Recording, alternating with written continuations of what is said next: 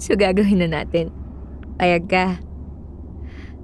Babe, horny ako ngayon eh.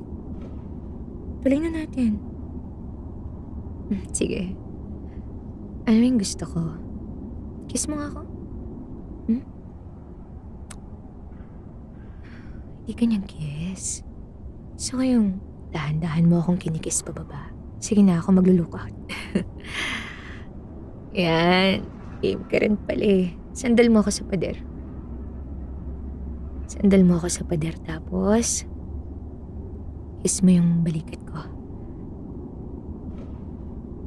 Yan. Wakan mo yung ano ko. Tuloy na.